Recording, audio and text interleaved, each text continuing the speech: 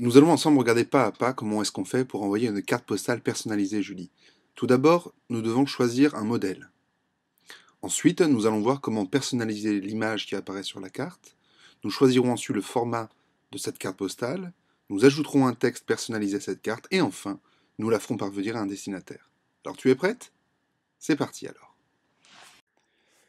La première étape, Julie commence par se connecter sur le site popcart.com.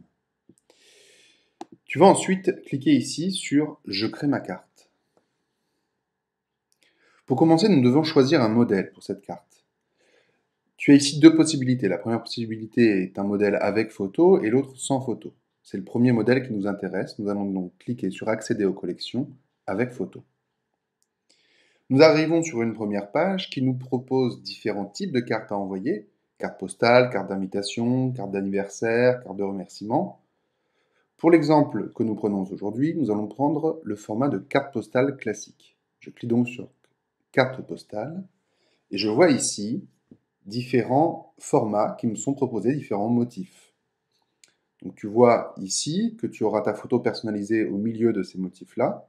À toi de choisir maintenant celui qui te plaît. Nous allons choisir celui-ci pour commencer, Flower.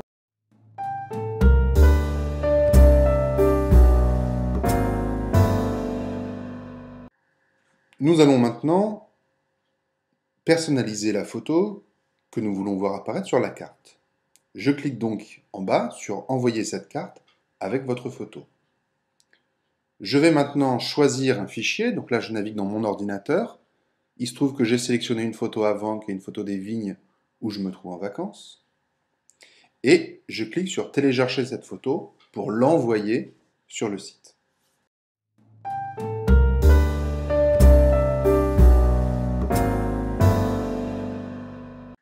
Voilà, la troisième étape, tu l'as vu, la photo a été intégrée ici sur le modèle de carte postale que j'ai choisi. Il me reste maintenant à déterminer le format que je vais utiliser.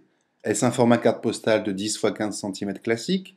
Est-ce une carte carrée qui sera envoyée dans une enveloppe? Est-ce une carte pliée à deux volets qui elle aussi serait envoyée dans une enveloppe? Ou encore une carte géante de la taille d'une feuille de papier A4?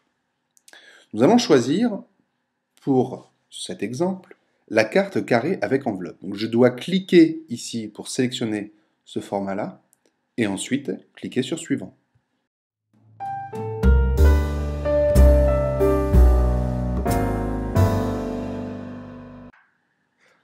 Voilà, la dernière étape de la personnalisation de ma carte postale consiste à rédiger un texte qui sera imprimé au dos de la carte.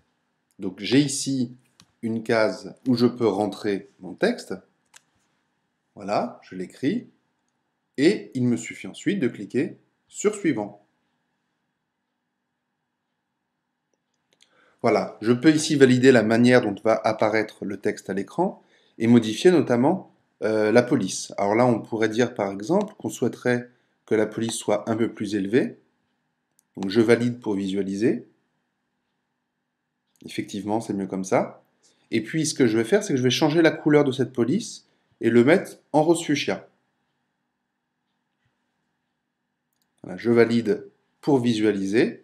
Et une fois que je suis bien sûr que c'est le texte avec le format que je veux envoyer, je clique sur Suivant.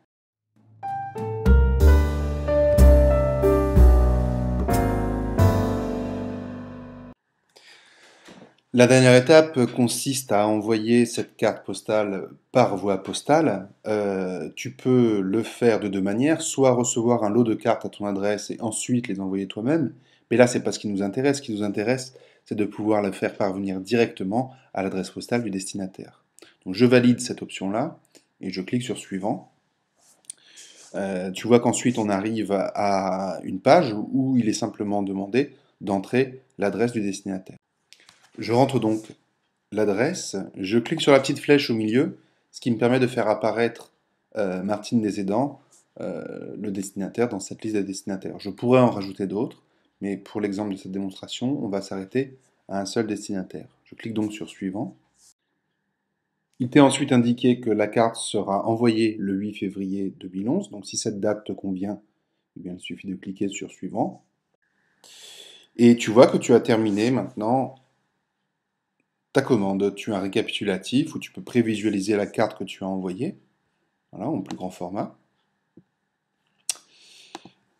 Et puis on te rappelle donc l'adresse du destinataire, le prix total, et il te reste donc simplement, de manière assez classique, à remplir ici un profil. Quand c'est la première fois que tu viens sur le site, il te faut créer un compte, et à partir du moment où tu auras créé un compte, les autres fois où tu reviendras, tu seras automatiquement identifié, et tu pourras passer la commande directement.